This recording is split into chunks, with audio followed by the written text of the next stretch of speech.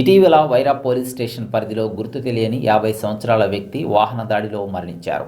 మృతదేహాన్ని వైరా పోలీసులు ఖమ్మం ప్రభుత్వ ఆసుపత్రికి మార్చురీకి తరలించి భద్రపరిచారు. ఇప్పటి వరకు మృతదేహం కోసం ఎవరూ రానందున గుర్తు తెలియని మృతదేహంగా భావించి మృతదేహానికి పోస్టుమార్టం చేయించి అనంతరం మృతదేహాన్ని వైరా ఎస్ఐ మరియు ఆసుపత్రి సిబ్బంది సమక్షంలో మృతదేహాన్ని అన్నం సేవా ఫౌండేషన్ స్వాధీనం చేసుకొని మృతదేహాన్ని నగరంలోని బల్లెపల్లి వైకుంఠధామానికి తరలించి దహన సంస్కారాలు చేశారు. ఈ కార్యక్రమంలో అన్నం సేవా ఫౌండేషన్ చైర్మన్ అన్నం శ్రీనివాసరావుతో పాటు సిబ్బంది పాల్గొన్నారు.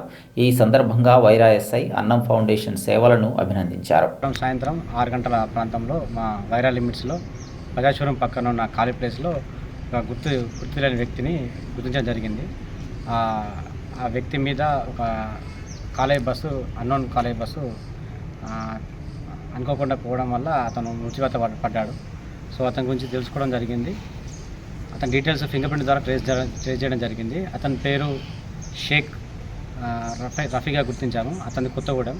సో అక్కడ ఎంక్వైరీ చేసినా కూడా అక్కడ అతనికి సంబంధించిన వాళ్ళ రిలేషన్స్ కానీ స్నేహితులు కానీ ఎటువంటి సమాచారం దొరకలేదు.